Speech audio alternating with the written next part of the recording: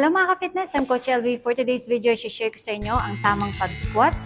Marami sa inyo nagko-comment kung paano ang tamang pag-squats, bakit daw sumasakit ang inyong tuhod. For today's video, i-share ko sa inyo ang pinadaling squats. So, kailangan natin ng upuan or a box or a chair na katulad nito para sa ating guide. So, first, stand a little bit wider than shoulder width apart. Pag sinabi natin shoulder width apart, pantay ang inyong balikat ang inyong paa. So, a little wider. Slightly turn out your feet. And then, engage ang inyong core. Higupin ang inyong tiyan paloob. And then, dahan-dahan umupo. Imagine niyo lang na umuupo kayo sa upuan. So, butt out. Ang problema, kaya sumasakit ang tuhod ng iba, mas pina-forward nila yung kanilang tuhod. So, yung kanilang tuhod lumalagpas sa daliri ng kanyang mga paa.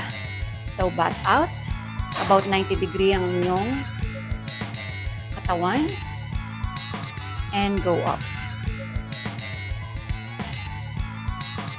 So, siguraduhin ang inyong tuhod, ang inyong butt at least pantay.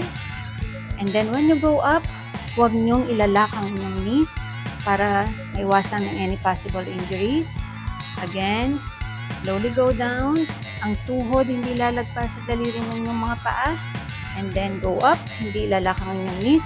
And exhale. Kung mahirap pa rin to sa inyo, gagamit tayo ng box or chair katulad nito.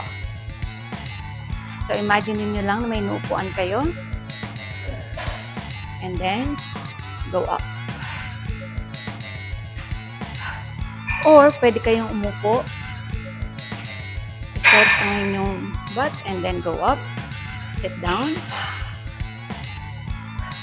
At kung nakuha nyo na yung technique, and then, huwag nyo nang i-rest ang inyong butt sa upuan, and then go up.